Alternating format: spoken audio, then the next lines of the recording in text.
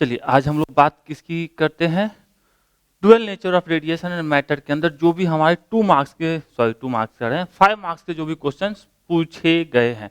Already 2 marks के question हम लोग कर चुके हैं, तो अब किसकी बारी, 5 मार्क्स की बारी है। तो शुरू करते हैं, बहुत ही आराम से, मतलब छोटे छोटे हैं क्वेश्चंस, समझने की कोशिश करेंगे तो आप इजीली लिख सकते हैं। भावनाएं हैं, व्यक्त की जाएगी। शुरुआत करते हैं। पहला क्या रहा है, establish Einstein photo electric equation 2018 ने पूछा है। उसके बाद 5 मार्क्स के क्वेश्चंस नहीं पूछे गए हैं आपके बिहार बोर्ड के अंदर, ठीक है। तो ये कुछ नहीं कहता, ये सिंपल सा आइंस्टीन फोटो इलेक्ट्रिक इक्वेशन ये कहता है कि यदि, ठीक है, किसी मेटल के ऊपर कोई फोटोन या क्या कहते हैं लाइट रे आती है, ठीक है, या फोटोन आती है, तो वो क्या करते हैं, उस फोटोन के पास जो एनर्जी होती है उसको 2 पार्ट में डिवाइड करता है। पहला जो एनर्जी का पार्ट होता है वो खर्च करता है उस मेटल के अंदर से इलेक्ट्रॉन को निकालने में। ये हमारा मेटल है, एनर्जी इस पे आई तो कुछ हिस्सा ये खर्च कर दिया इस सरफेस के ऊपर से इलेक्ट्रॉन को निकालने में, और दूसरा हिस्सा यदि अब कुछ बच गया खर्च करने के लिए तो कहाँ खर्च करता है, वो उसको काइनेटिक एनर्जी देने में खर्च करता है। सिर्फ इतनी ही बातें इसके अंदर है, इसी को लिख डालना और कुछ नहीं। देखिए शुरुआत किया जाए कहानी से। कह रहे when a photon of energy H new okay fall on a metal surface, ये हमारा एच न्यू मेटल सरफेस के ऊपर फॉल कर रहा था। Energy of the photon is absorb by the electron, ये जो एनर्जी आई वो इस इलेक्ट्रॉन्स जो है इसके द्वारा एब्जॉर्ब कर लिया गया। एंड इज यूज्ड इन 2 वे, इसको 2 तरीके से ये यूज करता है। एक पहला कौन सा, इस मेटल सरफेस के पास जो इलेक्ट्रॉन रहेगा उस मेटल सरफेस से बाहर लाने में। तो पहला part, a part of the energy is used to overcome the surface barrier and come out of the metal surface, मतलब इस सरफेस बैरियर को छोड़ के, मतलब इतनी एनर्जी को सरफेस बैरियर से बाहर आ सके इलेक्ट्रॉन, इससे बाहर आ जाता है। This part of energy is called work function. Already work function के बारे में 2 मार्क्स में भी पढ़ चुके हैं, ठीक है। तो वर्क फंक्शन क्या होता है, वो मिनिमम एनर्जी रिक्वायर्ड होती है कि इलेक्ट्रॉन मेटल सरफेस से बाहर आ सके, उसी को वर्क फंक्शन कहते हैं। तो पहला हिस्सा इसमें यूज कर लिया। दूसरा हिस्सा की बात करते हैं, remaining part of the energy used in a given giving a velocity v to the emitted photo electron. अब रिमेनिंग पार्ट, एक तो यहां तक ले आने के लिए पहला हिस्सा, दूसरा इसको काइनेटिक एनर्जी प्रोवाइड के लिए, मतलब वेलोसिटी मिलने का मतलब क्या है, काइनेटिक एनर्जी मिलना, तो इसको वेलोसिटी प्रोवाइड किया जाती है, काइनेटिक एनर्जी प्रोवाइड किया जाती है। ये दूसरे हिस्से में वो लेके चला गया। मतलब कह सकते हैं according to law of conservation, जितना इनपुट एनर्जी उतना ही क्या होता है, कंजर्वेशन ऑफ एनर्जी का मतलब क्या होता है, जितना इनपुट उतना ही हमारा आउटपुट होना चाहिए। इनपुट में क्या आया एनर्जी, एच इंटू न्यू। कह सकते हैं energy of the incident photon जो हमारा किसके बराबर है, एच इंटू न्यू के, और किसके बराबर होगा, maximum kinetic energy of photo electrons. जो इलेक्ट्रॉन सरफेस छोड़ के बाहर निकलते हैं उसको क्या बोलते हैं, फोटो इलेक्ट्रॉन्स बोलते हैं। तो उसके पास जितना ज्यादा एक्स्ट्रा एनर्जी बचा रहेगा वर्क फंक्शन के बाद वो सब लेके चलेगा। ज्यादा एनर्जी रहेगा तो क्या होगा, आपके पास ज्यादा पैसा आएगा। आपको खर्चा चलाने के लिए कितना रुपया चाहिए, मान लो 10,000 रुपया या 20,000 रुपया चाहिए, उससे आप आराम से अपना खर्चा चला देते हो, तो आप आराम से रहोगे। लेकिन मान लो आपको महीने का 1 करोड़ मिलना शुरू हो जाए तो क्या होगा, खर्चा तो चलेगा ही, चलो उसका उड़ना ज्यादा शुरू कर देंगे। मतलब अभी 10,000 के मोबाइल से काम चल जा रहा है, उससे अभी आईफोन से नीचे कौन बात करता है, वो भी गोल्ड प्लेटेड, ठीक है। तो ऐसा होता है इलेक्ट्रॉन के साथ भी कि ज्यादा एनर्जी बच जाती है तो वो ज्यादा स्पीड से उड़ेगा। इसलिए यहाँ पे किसको यूज करते हैं, maximum kinetic energy of photo electron. और दूसरा पहला हिस्सा किसमें यूज हुआ था, वर्क फंक्शन में, और दूसरा हमारा वेलोसिटी देने के लिए काइनेटिक एनर्जी में। इतनी सी बात है, ठीक है, ओके।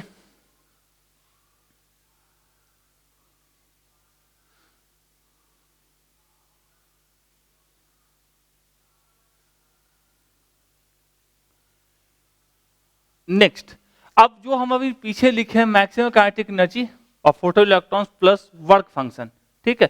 तो इसको लिख दिए, जो एनर्जी हमने दिया था एच इंटू न्यू का दिया था एनर्जी, वो किसके बराबर होगा, काइनेटिक एनर्जी के प्लस वर्क फंक्शन के। काइनेटिक एनर्जी यदि हमको लिखना होता है इसको इस साइड ले आते, नहीं इसको इसी साइड रहने देते, इसको इस साइड ले आते, तो क्या होता है H nu minus work function.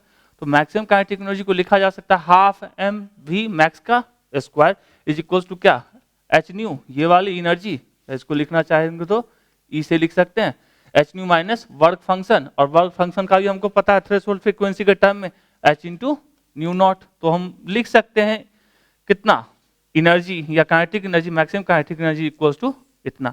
और जानते हैं फ्रीक्वेंसी और वेवलेंथ में रिलेशन क्या होता है, सी वाई वेवलेंथ। तो चाहे तो यहां पे लाके छोड़ दीजिए, चाहे इसके जगह पे सी वाई वेवलेंथ करके लिख दीजिए, दोनों एक ही बात है, ठीक है। सी इक्वल्स टू एन लेमडा, याद होगा फ्रीक्वेंसी इंटू वेवलेंथ। चलिए तो ठीक है, तो यहां तक आप लाके छोड़ दीजिए, चाहे आप वेवलेंथ के टर्म में लिखिए, बात खत्म। तो इसी इक्वेशन में क्या कहा था, this equation is called Einstein photo electric effect equation, बिंदु। ओके ठीक है, तो समझ में आया होगा, उम्मीद है कि जितना इनपुट उतना आउटपुट। इनपुट में एच न्यू मिला और आउटपुट में क्या क्या देगा, पहला वर्क फंक्शन और दूसरा हमारा जो इलेक्ट्रॉन जितना ज्यादा एनर्जी लेके चलेगा, जिससे कहा उसकी वेलोसिटी बढ़ेगी, वेलोसिटी बढ़ने से क्या होगा, उसके पास मैक्सिमम काइनेटिक एनर्जी आएगा और घूम फिर के कहां पहुंचेगा इतना। तो इससे आसान कोई डेरिवेशन हो नहीं सकता है, इसलिए मतलब इस पूरे कहानी के अंदर चलिए जो भी है, चलिए भावनाओं को समझ गए, अच्छी बात है।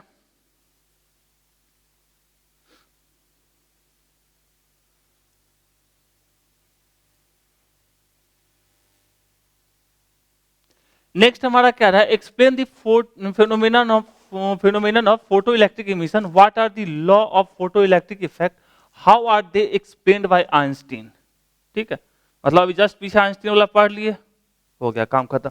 फोटो इलेक्ट्रिक इमिशन का मतलब क्या होता है आपको भी पता है, यदि किसी मेटल सरफेस के ऊपर लाइट रे पड़ेगी, ठीक है, और उसकी फ्रीक्वेंसी इतनी हो, इतनी एनर्जी उसके पास हो कि इलेक्ट्रॉन को उसके सरफेस से बाहर निकाल सके, तो इसी दुर्घटना को क्या कहते हैं, फोटो इलेक्ट्रिक इमिशन। जैसे मान लीजिए हमने मेटल के ऊपर अल्ट्रावायलेट लाइट को डाला तो इलेक्ट्रॉन का इमिशन होगा। यदि metal other than alkali metal यदि रहेगा, उसके ऊपर विजिबल लाइट आएगा तो फोटो इलेक्ट्रिक इमिशन नहीं होगा, मतलब फोटो इलेक्ट्रॉन्स नहीं निकलेंगे।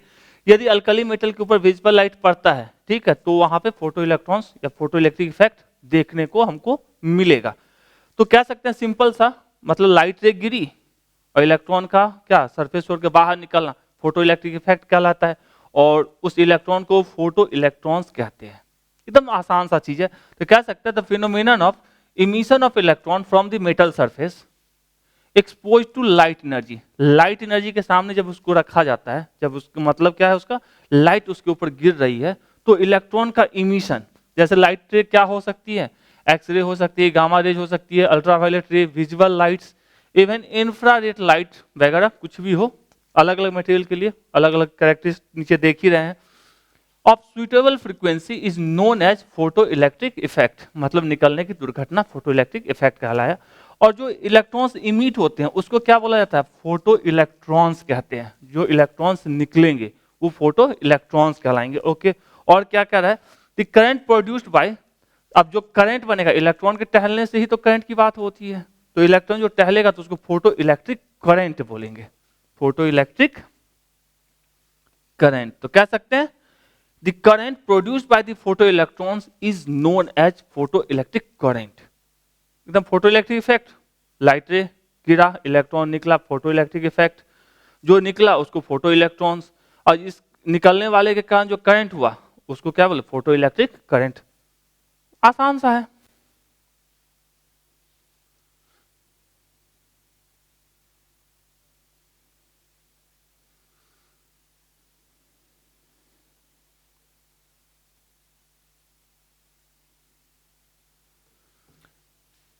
चलिए आगे किसकी बात है, what are the law, law की बात करते हैं। जो लॉ इसके अंदर हमको बोल रहा है कि हो सकता है आपसे पूछे 2 मार्क्स के अंदर। ओके, 5 मार्क्स में तो कम ही चांसेस रहते हैं क्वेश्चन आने के, लेकिन फिर भी पहला क्या कहता है, for a given substance there is a minimum value of frequency of incidence light called threshold frequency below which no photo electric emission is possible. मतलब थ्रेशोल्ड फ्रीक्वेंसी से नीचे यदि कोई वेवलेंथ का कोई लाइट रे आती है, ठीक है, और मेटल सरफेस के ऊपर गिरेगा तो वहां से इलेक्ट्रॉन रिमूव नहीं होंगे। उस मिनिमम फ्रीक्वेंसी जिस पे फोटो इलेक्ट्रॉन्स इमिशन होता है उसी को तो थ्रेशोल्ड फ्रीक्वेंसी कहते हैं। चलिए, the number of photo electrons emitted per second is directly proportional to the intensity of incident light provided the frequency is above the threshold frequency. मतलब नंबर ऑफ जो फोटो इलेक्ट्रॉन्स निकलेंगे per second वो किसके ऊपर directly proportional होते हैं, उसके intensity के, मतलब इंटेंसिटी जितनी ज्यादा होगी नंबर्स ज्यादा होंगे, लेकिन इंटेंसिटी ज्यादा हो जाने से फोटो इलेक्ट्रिक इफेक्ट हो ये जरूरी नहीं है, क्योंकि उसको क्या चाहिए, मिनिमम फ्रीक्वेंसी चाहिए, जो उसको क्या कहते हैं थ्रेशोल्ड फ्रीक्वेंसी कहते हैं, वो रहेगा, साथ में इंटेंसिटी भी रहेगी, तब ज्यादा होंगे। लेकिन सिर्फ इंटेंसिटी ज्यादा होगी तो इलेक्ट्रॉन्स निकल जाए ये जरूरी नहीं है, क्योंकि उसको मिनिमम फ्रीक्वेंसी की जरूरत है। Okay okay, intensity light provided the frequency is above the threshold frequency, यदि थ्रेशोल्ड फ्रीक्वेंसी से ज्यादा वाली लाइट की इंटेंसिटी ज्यादा होगी तो नंबर ऑफ इलेक्ट्रॉन्स भी ज्यादा निकलेंगे। अच्छी बात है। The maximum kinetic energy of the photo electrons is directly proportional to the frequency provided the frequency, directly proportional to the frequency provided the frequency is above the threshold frequency. मतलब क्या है, maximum kinetic energy किसके ऊपर depend करेगा, frequency के ऊपर। Okay, the maximum kinetic energy of the photo electrons is independent of the intensity of the incident light. अभी just हमने बोला कि इंटेंसिटी पे एनर्जी डिपेंड नहीं करेगी, मतलब इलेक्ट्रॉन्स की जो काइनेटिक एनर्जी वो डिपेंड, काइनेटिक एनर्जी बोला ना, मैक्सिमम काइनेटिक एनर्जी डिपेंड नहीं करेगी। क्यों? क्योंकि उसको थ्रेशोल्ड चाहिए। पहले आप खर्चा तो चला दो, पहले इंसान को जिंदा तो करो, उसके बाद ना एनर्जी दोगे तो फुदकना शुरू करेगा। अब पता चले वो जिंदा ही नहीं हो रहा है, सरफेस से बाहर ही नहीं आ रहा है, तो उसको कितना भी इंटेंसिटी का मतलब दे दे के जला ही डालो, क्या फर्क पड़ता है, कुछ नहीं। तो सबसे पहले क्या चाहिए, उसको मिनिमम फ्रीक्वेंसी चाहिए होती है, जिसको थ्रेशोल्ड फ्रीक्वेंसी कहते हैं। ओके, नेक्स्ट कह रहा है the process of photo electric emission is instantaneous. इसका मतलब क्या है, इंस्टेंटेनियस मतलब लाइट गिरी पुरुष से निकल जाएगा, यदि निकलने वाला फ्रीक्वेंसी के साथ आप आते हैं तो, ठीक है। इंस्टेंटेनियस मतलब तुरंत लाइट गिरी तुरंत इलेक्ट्रॉन का निकलना चालू, ये वेट नहीं करता है कि भैया फलना बाबू आएंगे तब हम साथ में जाएंगे, ऐसा कुछ नहीं है, गिरा निकला।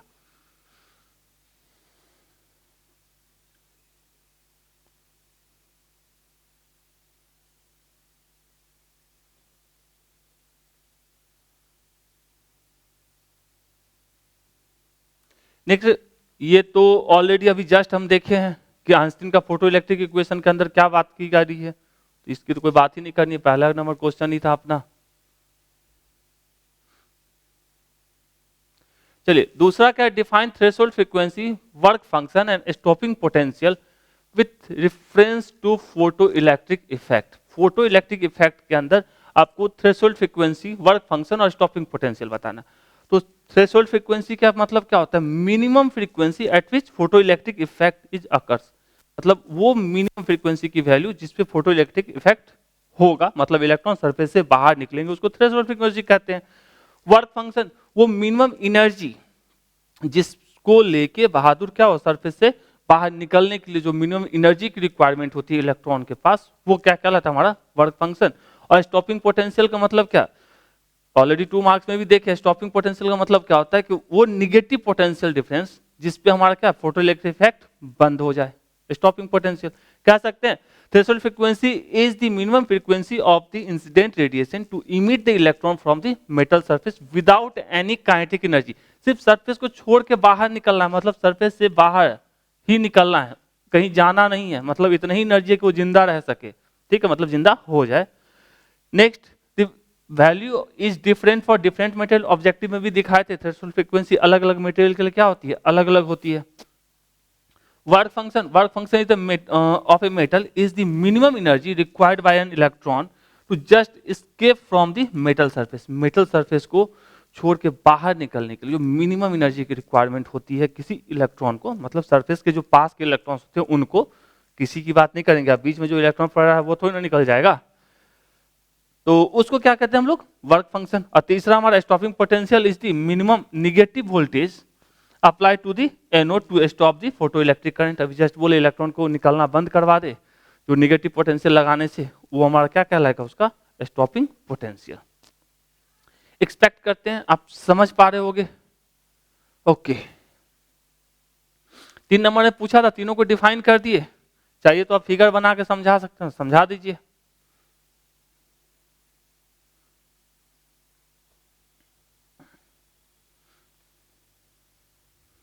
चलिए नेक्स्ट हमारा है, if work function of a metal surface is 2.14 electron volt. Okay, तो हमको वर्क फंक्शन दे दिया, मान लीजिए W नॉट इक्वल्स टू कितना दे दिया भैया, 2.14 इलेक्ट्रॉन वोल्ट दे दिया, हम भी खुश। तो evaluate the threshold frequency of the metal, threshold frequency हमको चाहिए। चलिए हमको threshold frequency equals to what पूछ रहा है पहला में, मतलब ए हमारा ये कह रहा है। बी हमारा कहता है wavelength of the incident light if the electron emission, wavelength हमको पूछ रहा है। अच्छा थ्रेशोल्ड फ्रीक्वेंसी पूछ रहा है ना, तो फ्रीक्वेंसी के लिए सॉरी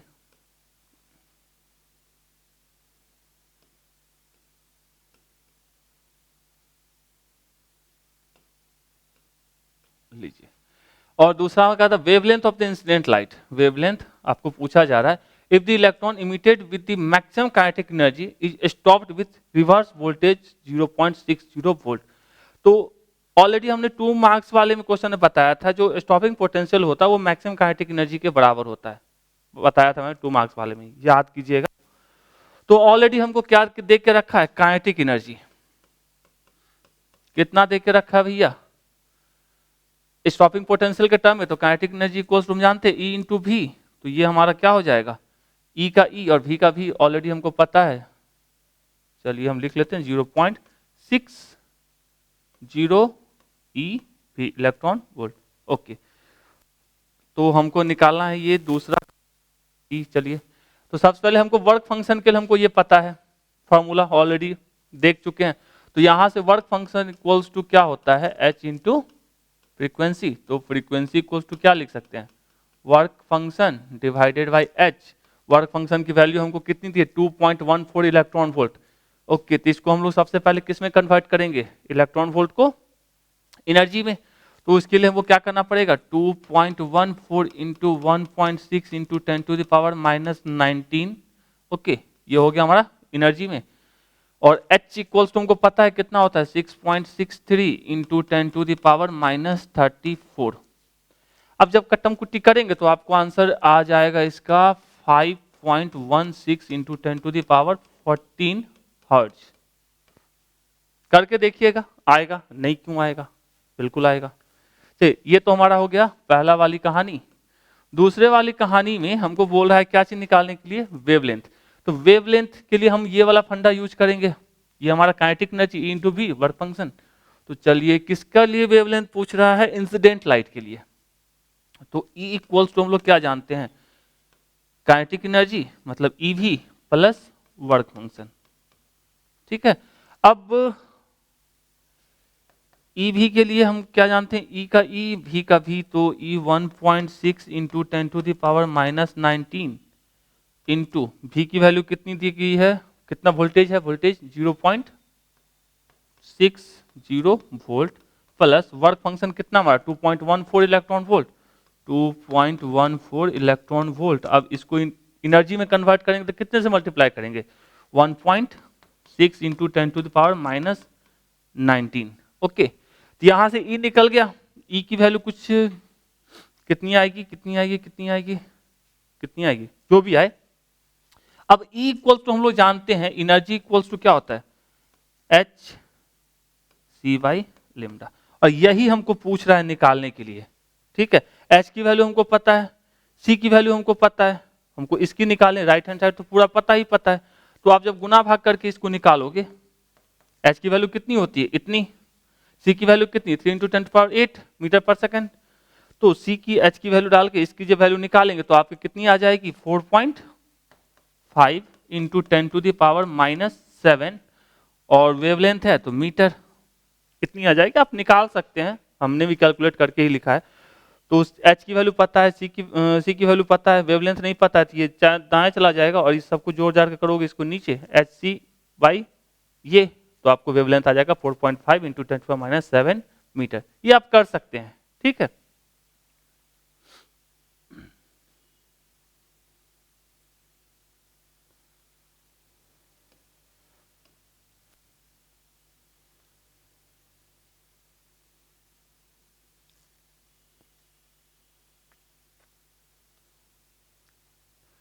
चलिए नेक्स्ट, थैंक्स फॉर वॉचिंग, इतनी ही सी कहानी।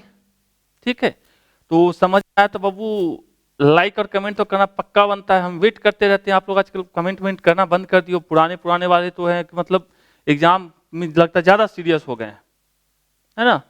तो आप लोग भी जागिए, थोड़ा बताते रहिए कि आप भी हैं अभी। ओके थैंक यू, फिर मिलते हैं अगले 5 नंबर के साथ।